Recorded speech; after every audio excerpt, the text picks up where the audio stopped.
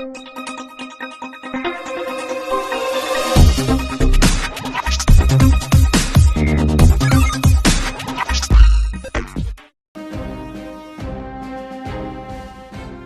विश्व युद्ध विश्व स्तर पर लड़ा जाने वाला पहला प्रलयंकारी युद्ध था। इसमें विश्व के लगभग सभी देशों ने भाग लिया था। ये युद्ध मित्र राष्ट्रों और केंद्रीय शक्तियों के बीच लड़ा गया।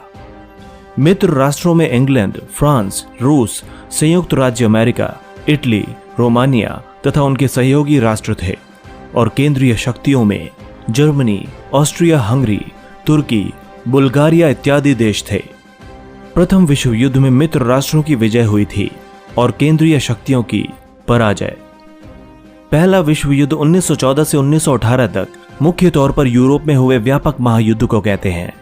ये महायुद्ध यूरोप, एशिया व अफ्रीका तीनों महाद्वीपों में समुद्र, धरती और आकाश में लड़ा गया था। इसमें भाग लेने वाले देशों की संख्या, इसका क्षेत्र तथा इससे हुई क्षति के अभूतपूर्व आंकड़ों के कारण ही इसे विश्व युद्ध कहा गया। ये युद्ध लगभग 52 महीनों तक चला और उस समय की पीढ़ी के लिए ये जीवन की दृष्टि बदल देने वाला अनुभव था। करीब आधी दुनिया हिंसा की चपेट में आ चुकी थी और इस दौरान लगभग 1 करोड़ लोगों की जान चली गई और इससे दोगुने घायल हो गए। इसके अलावा बीमारियां और कुपोषण जैसी घटनाओं से भी लाखों लोग मारे गए। युद्ध समाप्त होते होते 4 बड़े साम्राज्य रूस, जर्मनी, ऑस्ट्रिया हंगरी जिसे हैब्सबर्ग भी कहते हैं और उस्मानिया पूरी तरह बर्बाद हो गए। यूरोप की सीमाएं फिर से निर्धारित की गईं और अमेरिका निश्चित तौर पर एक महाशक्ति बनकर उभरा। युद्ध में जर्मनी की हार के पश्चात 18 जून 1919 में पेरिस शांति सम्मेलन हुआ, जिसमें 27 देशों ने भाग लिया। इस शांति सम्मेलन का अमेरिका, इंग्लैंड और फ्रांस ने मुख्य नेतृत्व किया था। इसके अलावा जर्मनी पर वर्साई की संधि थोप दी गई। औद्योगिक क्रांति के कारण सभी बड़े देश ऐसे उपनिवेश चाहते थे जहां उन्हें कच्चा माल मिल सके और जहां पर अपने द्वारा बनाई गई चीजों को वे बेच भी सकें। इस उद्देश्य की प्राप्ति के लिए हर देश दूसरे देश पर साम्राज्य करने की चाहत करने लगा। इसके लिए हर देश अपनी सैन्य शक्ति बढ़ाने लगा और गुप्त कूटनीतिक संधियां भी करने लगा। इससे राष्ट्रों में अविश्वास और मनमुटाव बढ़ा और युद्ध की स्थितियां पैदा होने लगी। दोस्तों, अब ये जानते हैं कि आखिर प्रथम विश्व युद्ध के क्या कारण थे। प्रथम विश्व युद्ध के लिए कई कारण उत्तरदायी थे, जिनमें से मुख्य थे यूरोपीय शक्ति संतुलन का बिगड़ना, गुप्त संधियां एवं गुटों का निर्माण, जर्मनी और फ्रांस की शत्रुता, साम्राज्यवादी प्रतिस्पर्धा, सैन्यवाद, उग्र राष्ट्रवाद, अंतर्राष्ट्रीय संस्था का अभाव और जनमत एवं समाचार पत्र।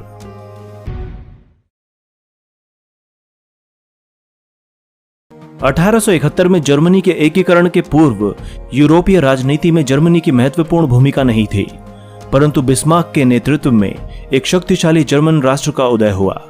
इससे यूरोपीय शक्ति संतुलन गड़बड़ा गया। इंग्लैंड और फ्रांस के लिए जर्मनी एक चुनौती बन गया। इससे यूरोपीय राष्ट्रों में प्रतिस्पर्धा की भावना बढ़ गई। जर्मनी के एकीकरण के पश्चात वहां के चांसलर बिस्मार्क ने अपने देश को यूरोपीय राजनीति में प्रभावशाली बनाने के लिए तथा फ्रांस को यूरोप की राजनीति में मित्र विहीन बनाए रखने के लिए गुप्त संधियों की नीति अपनाई। उसने ऑस्ट्रिया हंगरी के साथ द्वैत संधि यानी ड्यूअल अलायंस की। रूस के साथ भी मैत्री संधि की गई। इंग्लैंड के साथ भी बिस्मार्क ने मैत्रीवत संबंध बनाए। साल 1882 में उसने इटली और ऑस्ट्रिया के साथ भी मैत्री संधि की। फलस्वरूप यूरोप में एक नए गुट का निर्माण हुआ, जिसे त्रिगुट संधि यानी ट्रिपल अलायंस कहा जाता है। इसमें जर्मनी, ऑस्ट्रिया हंगरी एवं इटली सम्मिलित थे। इंग्लैंड और फ्रांस इस गुट से अलग रहे। जर्मनी और फ्रांस के बीच पुरानी दुश्मनी थी। जर्मनी के एकीकरण के दौरान बिस्मार्क ने फ्रांस के धनी प्रदेश एल्सेस लॉरेन पर अधिकार कर लिया। मोरक्को में भी फ्रांसीसी हितों को क्षति पहुंचाई गई, इसीलिए फ्रांस का जनमत जर्मनी के विरुद्ध था। फ्रांस सदैव जर्मनी को नीचा दिखलाने के प्रयास में रहता था। दूसरी ओर जर्मनी भी फ्रांस को शक्तिहीन बनाए रखना चाहता था। इसीलिए जर्मनी ने फ्रांस को मित्र विहीन बनाए रखने के लिए त्रिगुट समझौता किया। बदले में फ्रांस ने भी जर्मनी के विरुद्ध अपने सहयोगी राष्ट्रों का गुट बना लिया था। प्रथम विश्व युद्ध के समय तक जर्मनी और फ्रांस की शत्रुता इतनी बढ़ गई कि इसने युद्ध होने की संभावनाओं को काफी हद तक बढ़ा दिया था।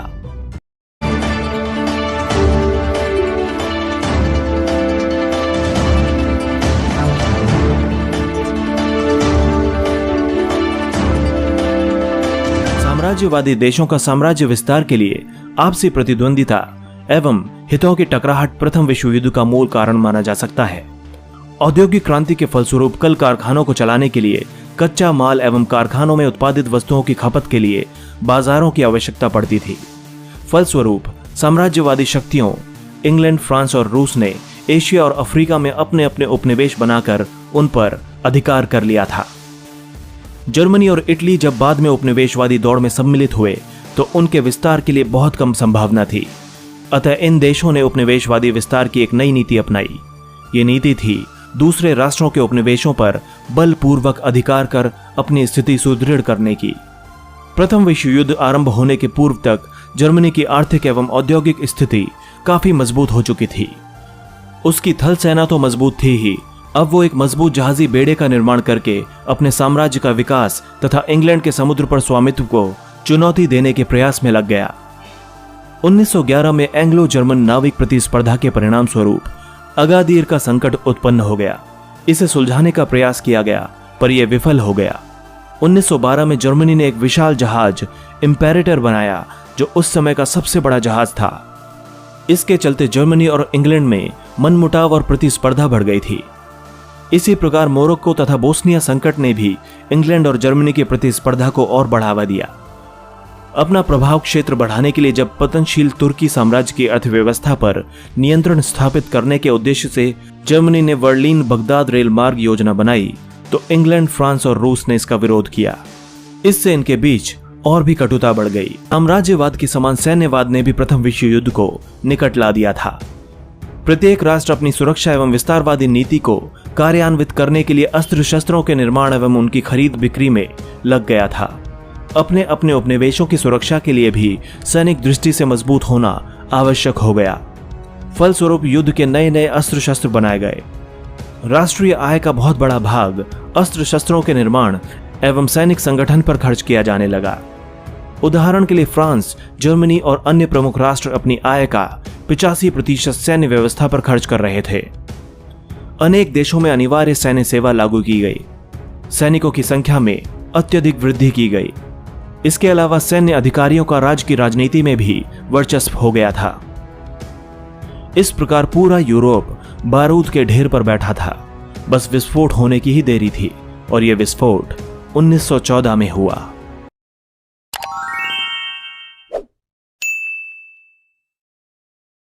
उग्र तथा विकृत राष्ट्रवाद भी प्रथम विश्व युद्ध का एक मौलिक कारण बना। यूरोप के सभी राष्ट्रों में इसका समान रूप से विकास हुआ। यह भावना तेजी से बढ़ती गई कि समान जाति, धर्म, भाषा और ऐतिहासिक परंपरा के व्यक्ति एक साथ मिलकर रहें और कार्य करें तो उनकी अलग पहचान बनेगी और उनकी प्रगति होगी। पहले भी इस आधार पर जर्मनी और इटली का एकीकरण हो चुका था। बाल्कन क्षेत्र में यह भावना बहुत ही ज्यादा तेज थी। बाल्कन प्रदेश तुर्की साम्राज्य के अंतर्गत आता था। तुर्की साम्राज्य के कमजोर पड़ने पर इस क्षेत्र में स्वतंत्रता की मांग जोर पकड़ने लगी। तुर्की साम्राज्य तथा ऑस्ट्रिया हंगरी के अनेक क्षेत्रों में स्लाव प्रजाति के लोगों का बाहुल्य था। वे लोग एक अलग स्लाव राष्ट्र की मांग कर रहे थे। रूस का यह मानना था कि ऑस्ट्रिया हंगरी एवं तुर्की से स्वतंत्र होने के बाद स्लाव रूस के प्रभाव में आ जाएंगे। इसीलिए रूस ने अखिल स्लाव तथा सर्व स्लाववाद आंदोलन को बढ़ावा दिया। इससे रूस और ऑस्ट्रिया हंगरी के संबंध बिगड़ गए। इसी प्रकार सर्व जर्मन आंदोलन भी चला। सर्व, चेक तथा पोल जाति के लोग भी स्वतंत्रता की मांग कर रहे थे। इससे यूरोपीय राष्ट्रों में एक दूसरे के प्रति दुश्मनी की भावना बढ़ती गई। प्रथम विश्व युद्ध के पूर्व ऐसी कोई संस्था नहीं थी जो साम्राज्यवाद, सैन्यवाद और उग्रवाद पर नियंत्रण लगाकर विभिन्न राष्ट्रों के बीच सौहार्दपूर्ण संबंध बनाए रखे। प्रत्येक राष्ट्र स्वतंत्र रूप से अपनी मनमानी कर रहा था। इससे यूरोपीय राजनीति में एक प्रकार की अराजक स्थिति उत्पन्न हो गई। प्रथम विश्व युद्ध के लिए तत्कालीन जनमत भी कम उत्तरदायी नहीं था। प्रत्येक देश के राजनीतिज्ञ, दार्शनिक और लेखक अपने अपने लेखों में युद्ध की वकालत कर रहे थे। पूंजीपति वर्ग भी अपने स्वार्थ में युद्ध का समर्थक बन गया था। युद्ध को भड़काने वाले जनमत तैयार करने के लिए समाचार पत्रों की भी महत्वपूर्ण भूमिका रही। प्रत्येक देश का समाचार पत्र दूसरे राष्ट्र के विरोध में झूठा और भड़काऊ लेख प्रकाशित करता रहा। इससे विभिन्न राष्ट्रों एवं वहां की जनता में दुश्मनी की भावना पैदा होने लगी। समाचार पत्रों के झूठे प्रचार ने यूरोप का वातावरण विषैला बना दिया था, जिसके चलते युद्ध का होना लगभग तय हो गया था।